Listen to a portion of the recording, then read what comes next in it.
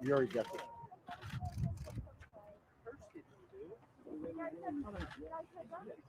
That's why. All right. Carol, can you? Thank you.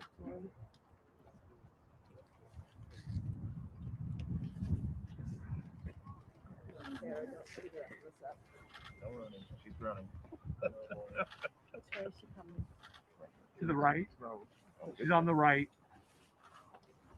Hey, get down, folks. Guys. Guys, down.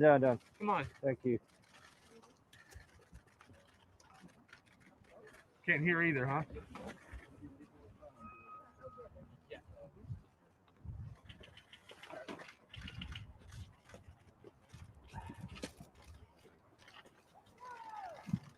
Is this on? Hello. It's recording. It's recording. Oh, it's recording. Yeah, it's going okay. Thank you for letting me know. Well, first off, thank you all for coming out here today and being willing to hear what I have to say. I just want you to know that for the press, I truly support freedom of press. I think it's one of the things that makes our country so great. And I really hope that you'll be able to tell my story a little bit better instead of just reporting and repeating maybe some things that you don't like about me or things that were on social media in 2018. You see, the reason why I ran for Congress is because I really don't respect what our government has become. As just an ordinary American, someone who's had to work hard all my life, someone who's been married for almost 25 years and raised 3 kids. And I got to tell you, my 3 kids are the greatest part of my life. That's the best thing I've ever done, is to be a mom. I really love our country. I love our freedoms. And I sincerely want all of your children, my children, and all of us to continue to have the opportunity to have the American dream. But our government is failing us. You see, we're approaching nearly $30 trillion in debt. As a successful business owner for over 20 years, if I ran my company the way this government runs and spends and wastes and puts us in debt with our own hard-earned tax dollars, I'd be out of business a long time ago and we'd be homeless on the streets. But it's much worse than that. For decades now, this government has sold out our American worker, sent our jobs overseas to foreign countries. We've opened our borders wide open to be flooded with illegals coming into our country.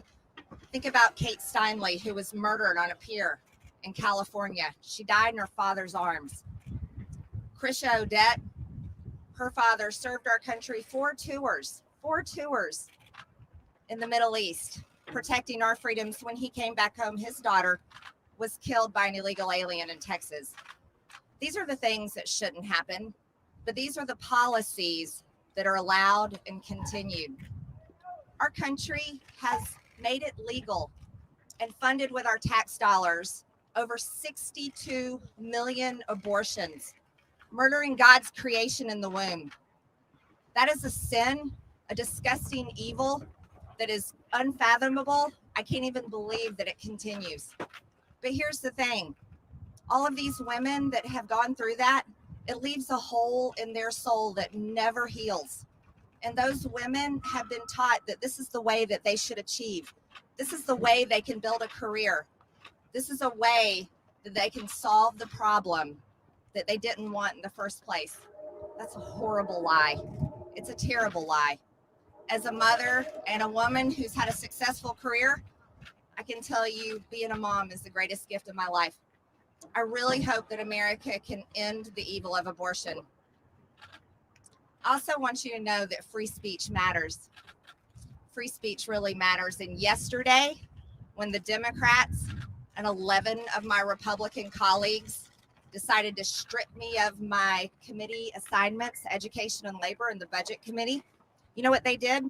They actually stripped my district of their voice. They stripped my voters of having representation to work for them for the budget. A successful business owner that knows how to make a profit, not a loss. That's what my district voted for me for. I'm a mom. with 3 kids who has taken my children to gun-free school zones their entire time they went to school.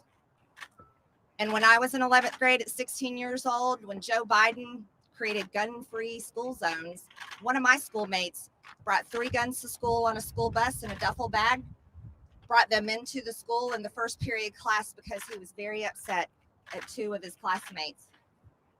He pulled out his weapon, went to take control. The coach in the classroom knocked him to the floor, but he was able to reach in and get another one of his guns, fired his weapon, took control of our school, and we were held hostage in our classrooms for 5 hours. I want you to know, I know that fear that David Hogg felt. It's terrifying. It's terrifying when the only person in the building with a gun is very upset and is there to do evil. And there's no good guy with any guns to protect us. That's why when I was in Washington, I could go from Senate office to Senate office, just like David Hogg, and say, vote no to gun control, because we need our Second Amendment rights.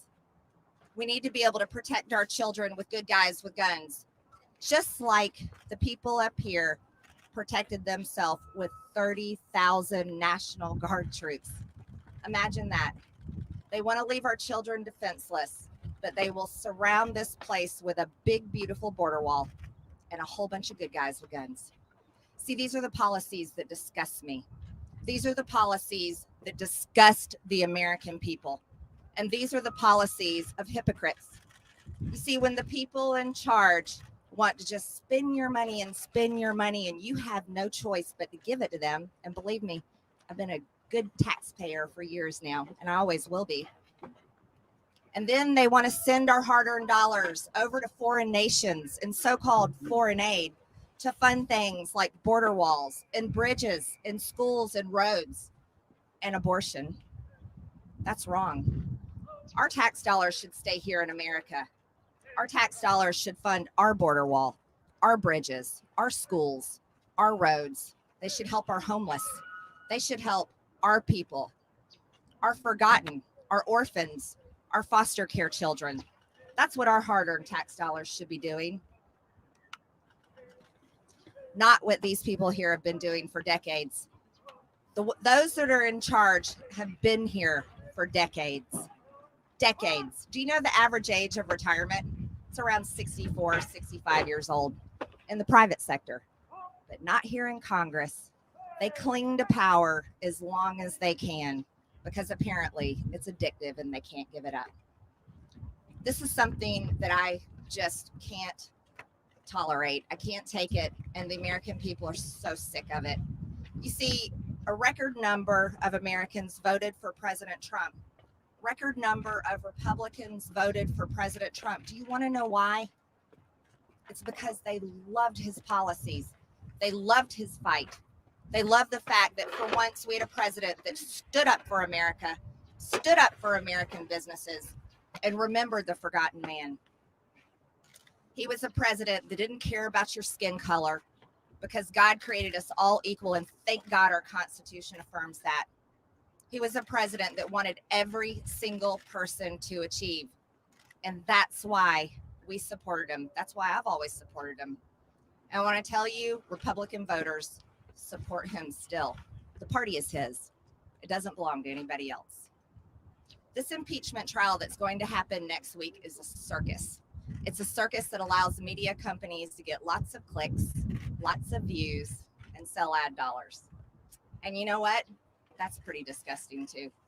Everyone here knows that he did not cause this attack on the Capitol, nor did I, nor did any Republican, but the responsibility falls squarely on those that invaded the Capitol, the ones that planned it ahead of time. Those are the people that should be held accountable. I was in the chamber, unlike AOC, Representative Ocasio-Cortez, that faked her outrage with another hoax, just another hoax that gets shared everywhere. You see, those kind of fake lies, like AOC, Representative Cori Bush telling people that I attacked her when in fact it was on video that she attacked me. This is the kind of fake outrage that is dividing our Congress, along with the fake outrage on the news every single day that's dividing our people. You know what the media does, and you guys are great at it. And I'm telling you this because I want to like you. But you're doing a really good job at addicting our nation to hate, teaching people to hate people like me, President Trump. And then on the right, it's the same way, teaching people to hate AOC, Ilhan Omar, Nancy Pelosi. See, it goes both ways, doesn't it? But teaching people to hate and addicting them to it is killing our country. It's causing people to no longer be friends, families to no longer talk to each other, even husband and wives getting divorced, parents not talking to their children, and the other way around. I think that's terrible and it's shameful. When you have such a platform as you have, what do you want your legacy to be? Do you want your legacy to be the platform that destroyed our nation and caused our people to hate one another? Or would you rather be a platform that told the truth because you're given the great gift, the freedom of press, so you can tell the truth? I would love for you to be that platform, and I would be so proud of you. I wouldn't be mad at any of you. I had the greatest opportunity yesterday, and I'm so grateful for it. I got to say what I had done wrong. And do you know how freeing that is? I'm not kidding. I seriously feel blessed by God because I got to do it on a world stage. I got to say, I said things wrong. I believe things that were wrong. And you know what?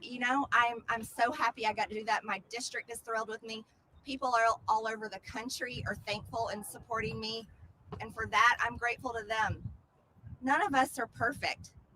And when we go about our life thinking that we're such hypocrites.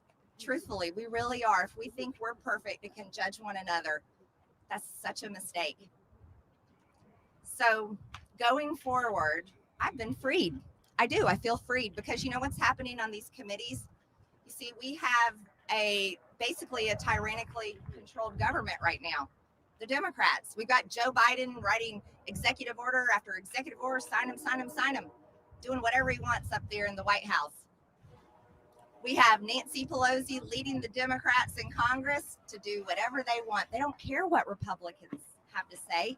They don't care about what our districts and our voters have to say. They only care about pushing their socialist agenda through. They only care about taking away our freedoms. That's not right. So if I was on a committee, I'd be wasting my time because my conservative values wouldn't be heard, and neither would my districts. Right now, my Republican colleagues are being told that their white skin makes them inherently racist, or that their service in our nation's military to our country defending our freedoms makes them bad and a domestic terrorist. How are we at this place? How have we come here? The few bad actions of some do not define the many, and that's the truth.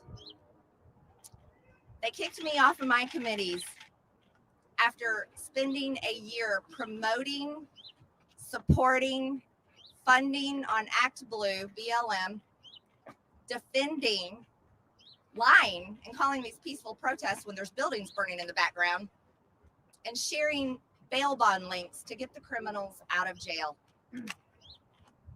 But they want to kick me off committees for social media posts that were conspiracy theories. That's pretty hypocritical. You see, the American people won't forget because they're still reeling from the devastation of this past year, where cities were burned, people were attacked, police officers still dealing with it, attacked night after night. They take that home with them and it hurts their families. Occupying federal buildings, taking over police precincts, so much damage, tearing down statues and monuments, erasing our history. This is what has happened.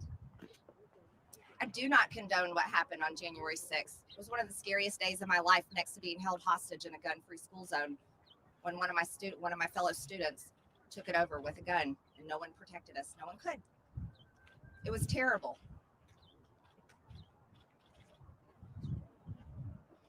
So I'm going to ask all of you, think about what you report.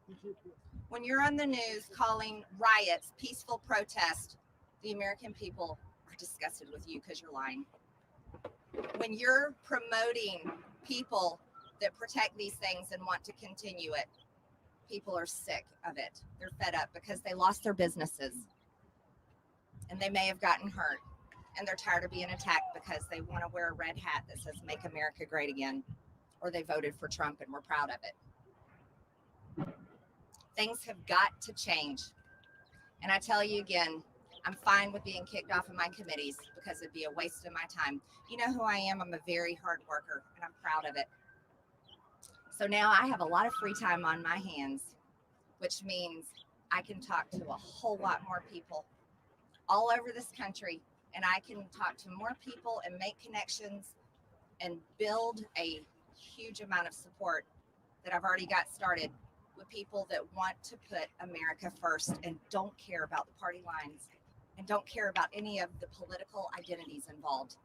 And that's something that I am very excited about. So I look forward to going home and seeing people in my district. I'm thankful and overwhelmed by their support. I'm grateful that I had the opportunity to say the things that I don't believe and I shouldn't have said in the first place. And I'm really grateful to my God because he forgives me. And that's what being a Christian is all about. I have a message to other Christians in this country. Don't be lukewarm. That's not what your faith is for. Our Savior died on a cross so your sins can be forgiven, and he doesn't want you to be quiet about it. He wants you to share the gospel and share it with everyone. That being said, I'm going to let you guys go about your day. I know you got many things. Yeah, I'll take some questions. Yeah. I just wanted to ask you specifically. I know you talked yesterday. I listened to your speech, but you said on a video in January 2019, I'm just going to read it to you verbatim. You said it's been taken out of context. Who are you with? What's your name? I'm Jessica Dean. With CNN. CNN. By our law, representatives and senators can be kicked out and no longer serve in our government. And it's a crime punishable by death, is what treason is. This is what you said. Did you see my speech yesterday? How many stories did you report on Russian collusion conspiracy lies? No, I want to know, have you apologized for Russian collusion conspiracy lies? Have you? I don't have to. You stand by the fact that you said Nancy Pelosi is guilty of treason, and that's I think you heard my speech yesterday. You owe the people an apology. You lied about President Trump. You owe the people an apology. I've done mine yesterday. Okay, next question. Did any of you hear my speech yesterday? You regret saying that she is guilty of treason and deserving of death. Congressman, what do you see as your role here going forward?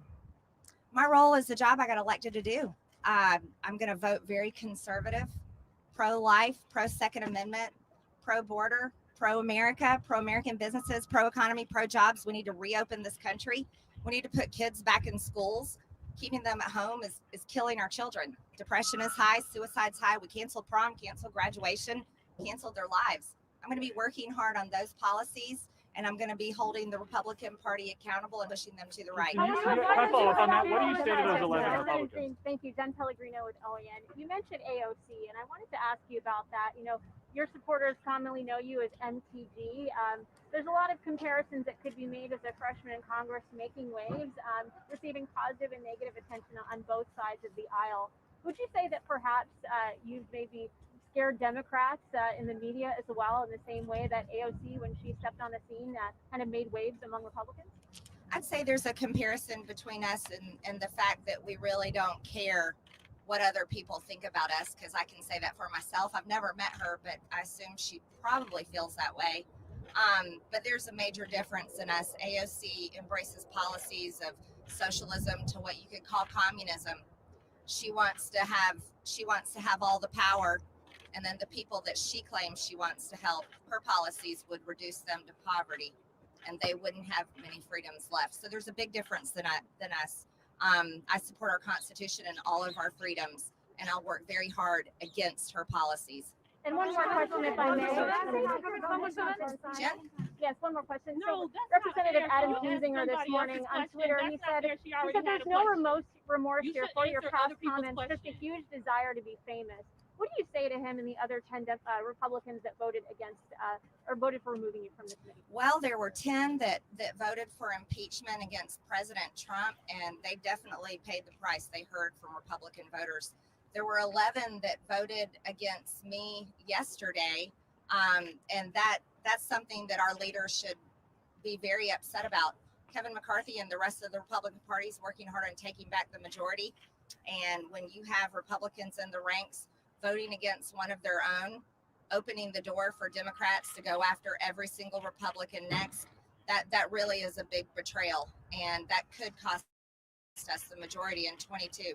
People are very angry. That's all I've heard from people all morning, furious about that. So I hope that my Republican colleagues really think about what they've done. I'm sure they're going to hear from their voters at home because the base is loyal to President Trump, and the base has been very loyal to me, and they've shown me that.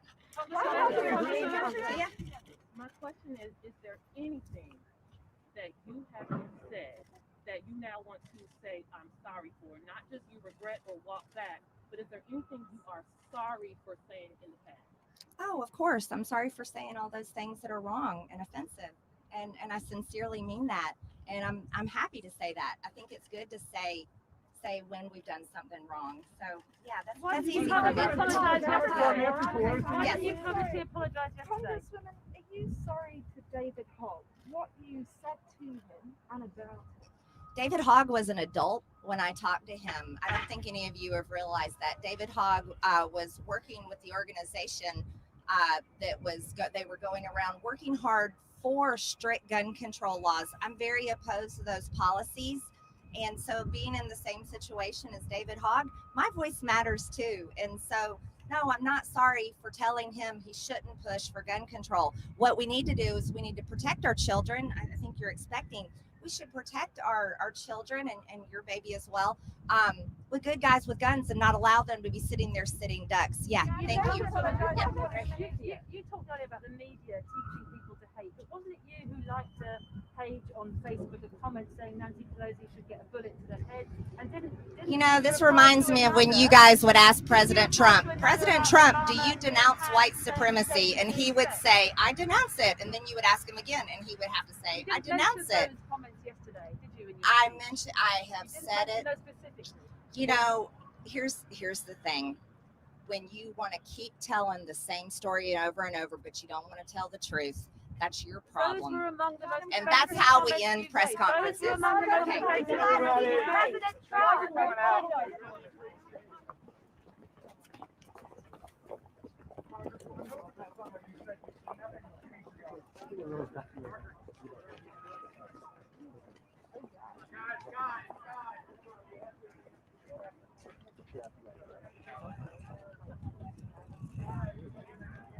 Well, it's usually